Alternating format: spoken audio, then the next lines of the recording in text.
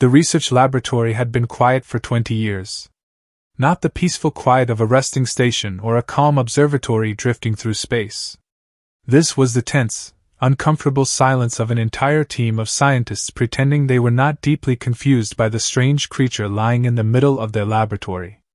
The creature was a human. And it had not moved in 2 decades.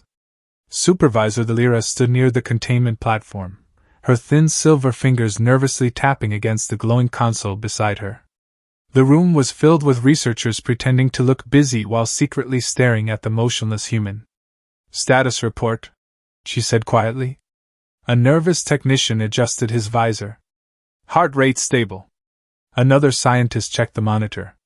"Brain activity present." A third researcher leaned closer to the display. "Respiration normal." Delira exhaled slowly. That was the problem. Everything about the human's biology looked completely normal.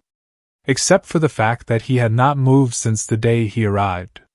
20 years ago, a small exploration vessel discovered the human drifting in a damaged escape pod near the outer edge of Union space. The pod had barely enough power to keep him alive. The rescue crew assumed he had been unconscious for a few hours. But when the medical team examined him, they discovered something strange. The human refused to wake up. Not from medication. Not from sound. Not from mild electric stimulation. Nothing worked. So the Union classified him as a long-term biological observation subject. For 20 years they watched him. For 20 years he simply slept. A young intern slowly raised a hand. "Supervisor?" Delira didn't turn around. "Yes?" The intern hesitated before speaking. "What if he's dead?" Several scientists immediately groaned. "That theory was disproven 19 years ago," one researcher muttered. "His heart is beating. His brain is active. Dead creatures do not snore." Everyone glanced toward the platform. Right on cue, the human rolled slightly to one side and released a deep, satisfied snore. Delira rubbed her forehead. Humans were already considered one of the most unpredictable species in the galaxy. Their historical records described them as emotional, chaotic, stubborn creatures capable of both reckless bravery and terrible decision-making. And now she was responsible for the strangest human ever discovered. A creature that apparently responded to extreme danger by taking a 20-year nap. Another scientist cleared his throat. "We have completed every possible scan," he said. "His body is healthy. No damage. No illness." "Then why has he not awakened?" Delira asked. The scientist hesitated. "Well, we have a theory." The supervisor slowly turned toward him. "I do not like the way you said that." The scientist swallowed. "We believe the human may be entering a defensive biological state." "A defensive state?" "Yes." He tapped the console and a chart appeared in the air. "Human historical records show extremely high stress tolerance. They frequently endure long work cycles, social pressure, economic anxiety, and emotional instability." Another researcher added. "Perhaps when their stress reaches a critical level, their bodies force them into extended hibernation." The room fell silent. Delira blinked slowly. "You are suggesting humans hibernate?" The researcher nodded cautiously. "It would explain everything," the intern whispered. "That's kind of amazing." Delira looked back at the human. He was sprawled across the platform in the most relaxed posture imaginable, one arm hanging off the side, breathing slowly. He looked less like a terrifying predator species, and more like someone enjoying a very comfortable nap. Still, 20 years was absurd. Even the longest hibernating species in the Union rarely slept more than 3 cycles. Delira sighed. "Prepare the awakening procedure." Every scientist in the room froze. One technician nearly dropped his scanner. "Supervisor, are you sure? We have studied him for 20 years, she said. "If this is a natural biological process, we must determine its limits."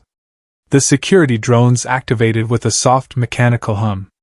2 medical teams rolled emergency equipment closer to the platform.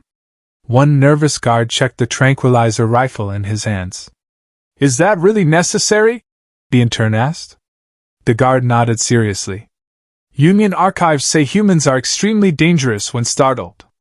The Lyra stepped closer to the platform. For a moment she simply stared at the sleeping creature. Up close, the human looked even stranger. Soft skin. Rounded facial features. Messy hair. He looked nothing like the monstrous warriors described in military reports. If anything, he looked peaceful. Too peaceful. She leaned closer and gently placed a hand on his shoulder. The room went completely silent. Every researcher leaned forward. Careful, she whispered softly. Her voice trembled slightly. Human, you have been in a coma for over 20 years. Nothing happened. Several scientists exchanged nervous glances. Then suddenly, the human inhaled deeply. His fingers twitched. The guard immediately raised his weapon. The intern squeaked in panic. The human slowly stretched both arms over his head. His back cracked loudly. Then he yawned. A long, dramatic, completely satisfied yawn. His eyes opened lazily. For several seconds he simply stared at the ceiling, blinking in confusion. Then he slowly sat up. The entire laboratory tensed. Dozens of scanners activated. Medical drones hovered closer. The Lyra held her breath. The human looked around the room at the frightened alien scientists surrounding him. He rubbed his eyes. Then he smiled. Wow, he said in a relaxed voice. He stretched again, rolling his shoulders as if he had just woken up from a normal night's sleep. Best nap ever. The guard dropped his rifle. The intern's jaw fell open. Several scientists began frantically recording data. The Lyra simply stared at the human in stunned disbelief. You, she said slowly. You have been unconscious for 20 years. The human blinked. Seriously? He looked down at himself, then back at the room. Huh. He shrugged. Guess I was more tired than I thought. The room stayed silent long after the human spoke. Not the kind of silence that meant calm. This was the kind of silence that meant every scientist present was trying to process something that made absolutely no sense. The human stretched again, rolling his neck slowly as if he had just woken up from a comfortable weekend nap instead of a 20-year coma. Around him, scanners beeped rapidly. Medical drones circled his body. Researchers whispered nervously to one another. Supervisor the Lyra stood directly in front of him, still trying to understand how someone could wake from 2 decades of unconsciousness and react with such casual indifference. You are aware, she said slowly, choosing each word carefully, that you have not moved for over 20 years? The human blinked at her. 20? He scratched the back of his head. Huh. He leaned back slightly on the platform and stretched his legs, looking oddly relaxed for someone who had apparently skipped 2 entire decades of existence. Well, he said thoughtfully, that explains why my back feels amazing. The nearest scientist nearly choked. Supervisor, the technician whispered urgently. His stress indicators are still extremely low. Another researcher added. Heart rate normal. Blood pressure stable. The intern stared at the monitors. He's calmer than before we woke him. The Lyra folded her arms slowly. You do not seem concerned, she said. The human looked at her again. Should I be? You have missed 20 years of time. Oh. He thought about that for a moment. Then he shrugged. Honestly? I probably needed it. The entire laboratory erupted in quiet panic. Record that, one scientist whispered. Did you hear that? This confirms the theory. The Lyra turned sharply. What theory? The senior researcher stepped forward, eyes glowing with excitement. The stress hibernation response. The human blinked. The what? The researcher gestured toward him dramatically. Humans must possess a biological emergency recovery cycle. Another scientist eagerly added. When stress levels exceed survivable limits, the body enters a deep hibernation phase lasting several decades. The intern nodded rapidly. It's brilliant. The human stared at them. You think I did this on purpose? The Lyra tilted her head slightly. Were you under extreme stress before you entered the escape pod? The human leaned back and sighed. Oh yeah? Several scientists leaned closer. Please elaborate, one said eagerly. Well, the human said, counting on his fingers, I had 3 jobs, my rent kept increasing, my boss hated me, my phone wouldn't stop ringing, and I hadn't slept properly in about a week. The researchers gasped. The Lyra's eyes widened slightly. That level of stress is considered medically dangerous in most species. Yeah, the human said casually. That's basically normal where I'm from. The scientist immediately began whispering again. Incredible. So the body shut down to protect itself. 20-year recovery cycle. Natural human adaptation. The human raised a hand. Okay, hold on, he said. I'm pretty sure most humans don't take 20-year naps. But no one was listening anymore. Data was already streaming across the lab's central monitors. The senior researcher turned to the Lyra. Supervisor, we must publish this discovery immediately. She hesitated. You are certain this is a natural biological response? The researcher nodded confidently. The evidence is undeniable. He pointed at the human. Perfect health. Minimal stress hormones. Full recovery. The intern whispered in awe.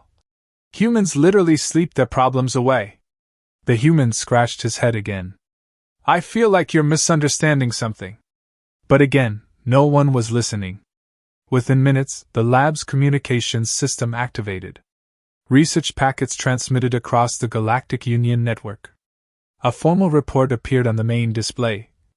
Human long-term stress recovery cycle, evidence of multi-decade hibernation.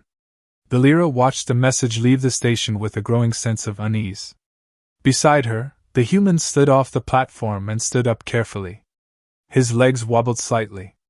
Whoa, he muttered. Okay, standing is weird. A medical drone immediately scanned him. Muscle function stable. The human stretched again and looked around the laboratory. This place is huge. He pointed toward a glowing machine in the corner. Is that a coffee maker? The scientist stared at him. What is coffee? One asked. The human froze. You're kidding. The Lyra stepped closer. Human beverages are not my area of expertise. The human looked horrified.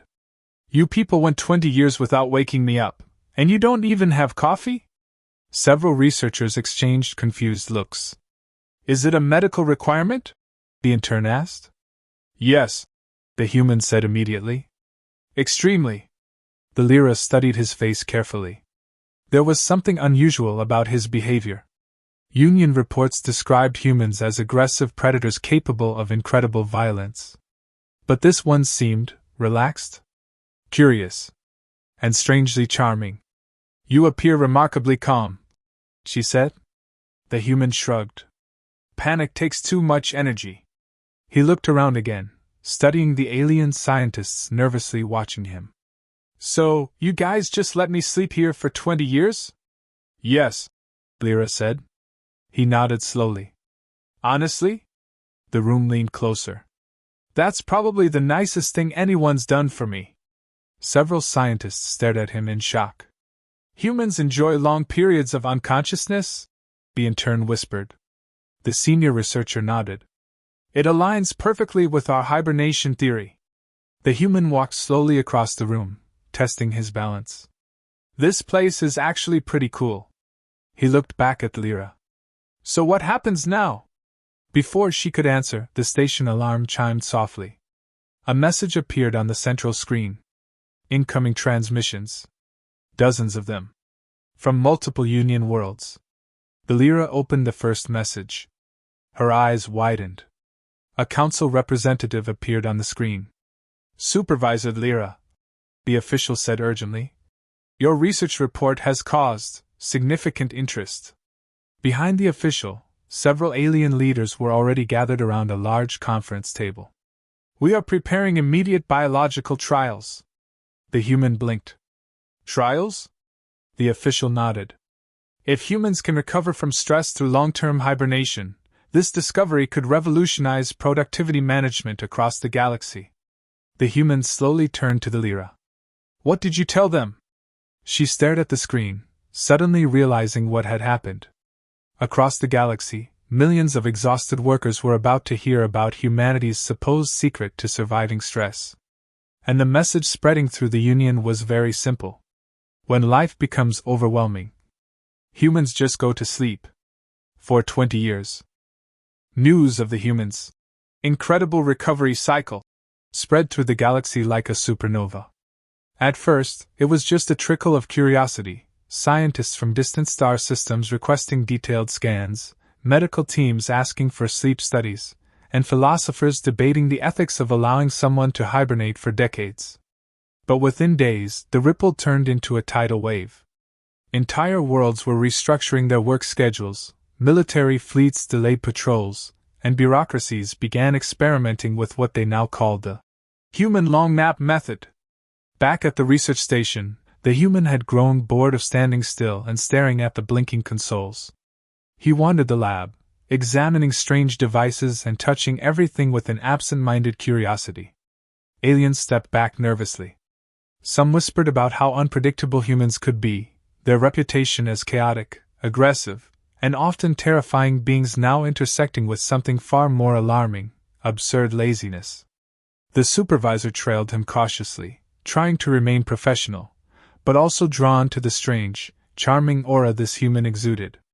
For 20 years, she had meticulously managed his care, watched over him with the utmost responsibility, yet she had never been this close. Something about the way he casually examined alien machinery, asking questions with genuine wonder and occasional sarcasm, made her heart race in ways she couldn't rationally explain. "So," the human said, plucking a small glowing cube from a table, "what does this do?" "That is a containment matrix," the supervisor replied. "It is highly dangerous. Do not touch." "Dangerous? Feels like it would make a good paperweight," he interrupted, turning it over in his hands. He raised an eyebrow. "Or maybe a doorstop. Have you considered that?" The Lyra exhaled sharply. "Humans are not supposed to joke in these situations." The human grinned. "Apparently, I just did." Meanwhile, chaos began unfolding beyond the station.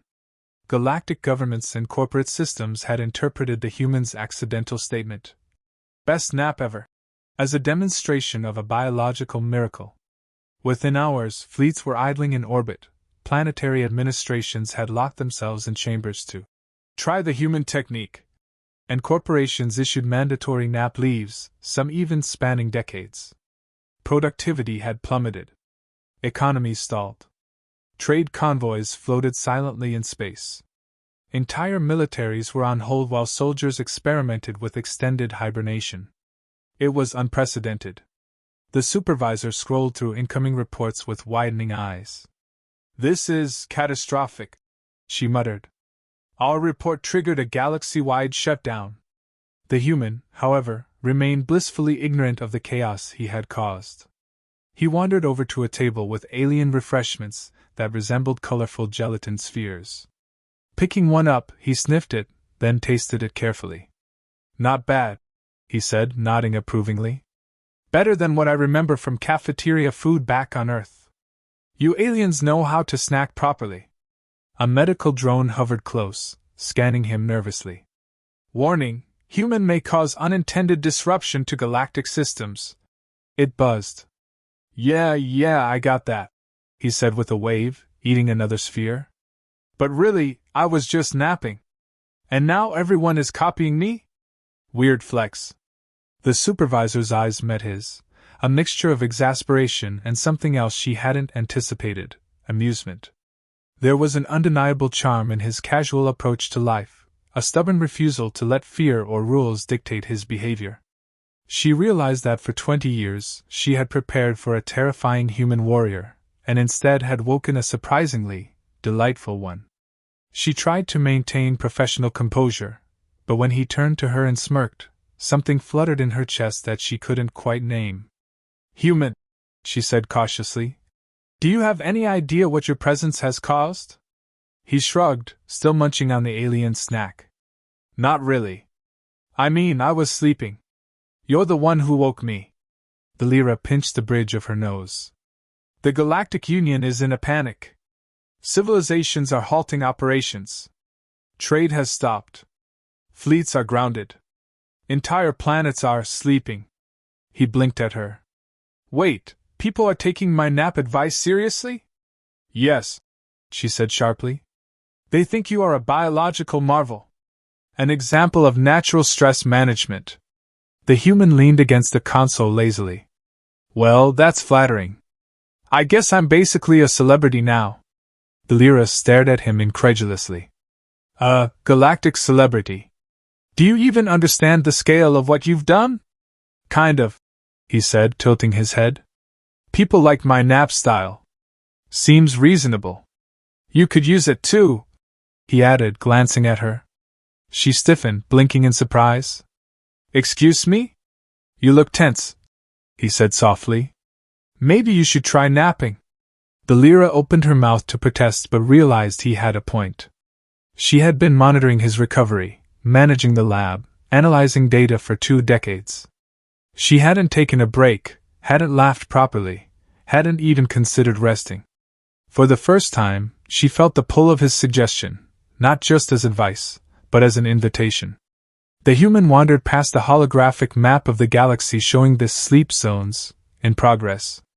Red indicators marked fleets and governments that had entered extended hibernation. Whoa, he said, squinting. This is kind of hilarious.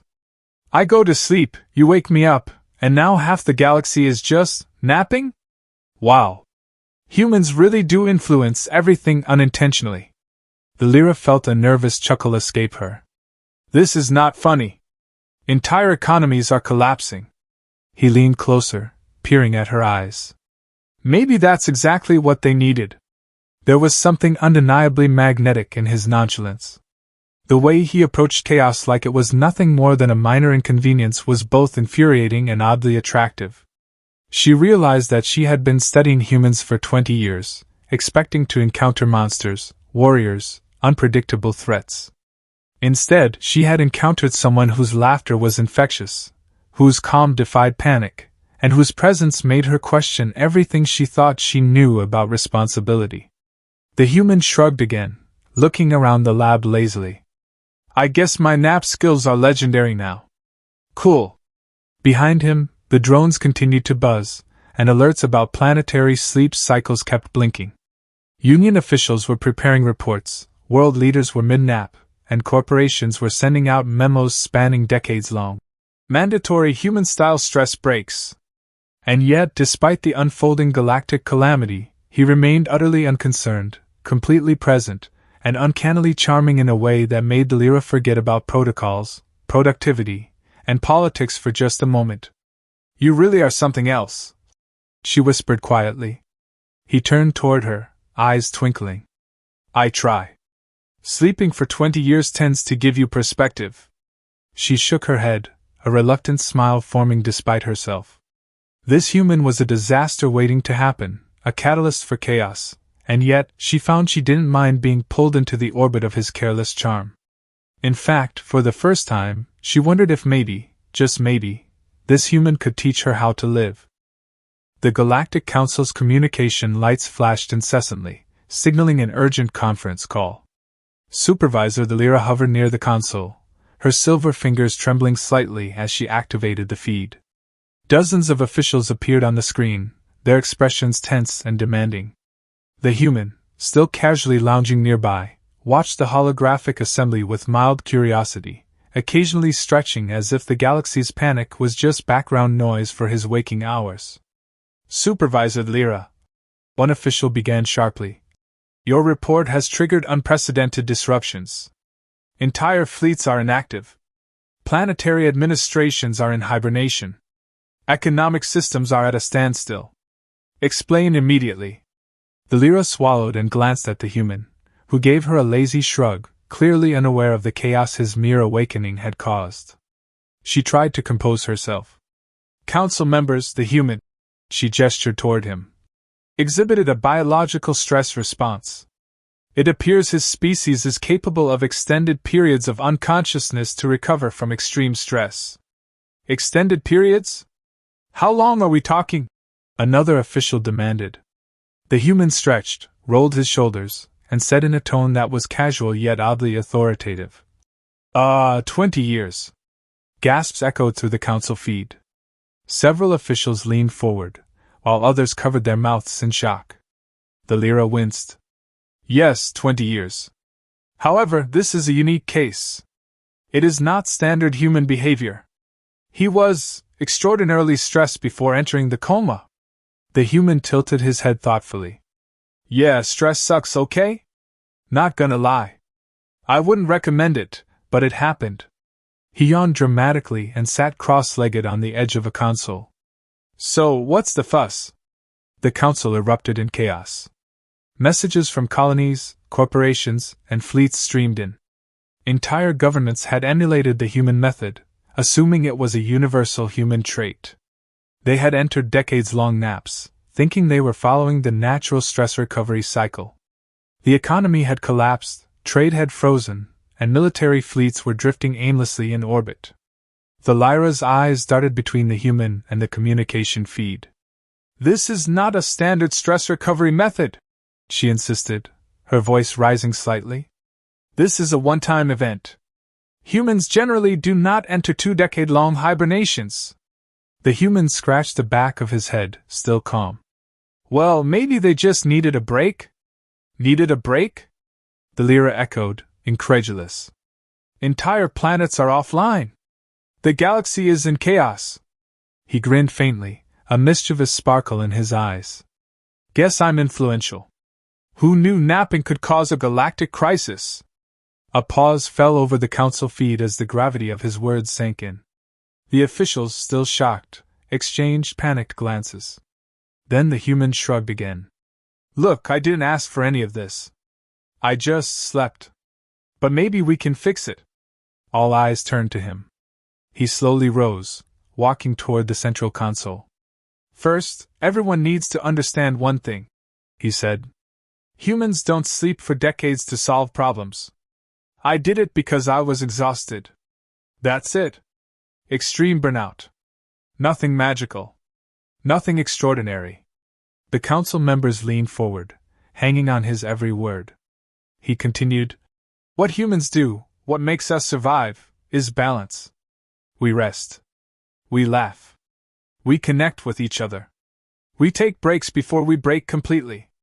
Not 20-year naps. Just living a little. The Lyra felt a wave of relief mixed with awe. His calm, honest explanation was cutting through the panic faster than any bureaucratic decree ever could. He was not only charming, he was clear, logical, and somehow disarmingly persuasive. Across the galaxy, transmissions were being updated. Planetary governors began waking from their extended naps, corporate boards started holding meetings again, fleets reactivated, and trade convoys resumed. Slowly but surely, the systems returned to life. The crisis, dubbed the Great Nap Fiasco, in various reports, was being resolved. The human turned to the Lyra, his expression softening. See? Told you it wasn't that big a deal. The Lyra shook her head, a reluctant smile tugging at her lips. You have no idea what you've done. Entire civilizations nearly collapsed. He shrugged again, almost playfully. Guess that's my style. Nap first, solve problems casually later. She felt a warmth in her chest she couldn't entirely explain. It wasn't just admiration or relief, it was something more personal, something dangerously close to affection. All those years of studying humans, expecting chaos and destruction, had prepared her for nothing like this. This human was both a disaster and a delight, and somehow, she wanted to be part of whatever came next. He noticed her gaze lingering. You know, he said softly, all this work, all this stress, maybe you should try a break too. The Lyra blinked. I can't just. Yeah, you can, he interrupted gently, stepping closer. Even the galaxy needs people to recharge. You spend too much time worrying. You need to live a little, laugh a little, maybe even nap a little. She laughed softly, a sound she hadn't realized she'd been holding back for decades. And for the first time, she felt like she could. He offered his hand, a gesture that was casual, unassuming, yet somehow intimate. She took it. And in that moment, among the buzzing drones, blinking consoles, and still rising reports of planetary nappers returning to duty, she realized something profound. Humans might not hibernate naturally, but they had a way of making aliens fall in love with life, and sometimes, with them. The human smiled, leaning closer, their shoulders brushing in a subtle, yet meaningful connection. "Come on," he said. "Let's watch the stars. You might learn something about relaxing. I promise it's worth it." Lyra felt a soft laugh escape her lips. She nodded, squeezing his hand lightly. "Lead the way." And together, for the first time in 20 years, the human and his alien supervisor stepped away from reports, alarms, and interstellar panic, leaving behind the chaos he had accidentally caused. For once, the galaxy could wait. They looked out into the cosmos, side by side, and for the first time, it seemed vast and infinite, not as a place of stress or duty, but as a canvas for possibility, laughter, and perhaps, something dangerously close to love.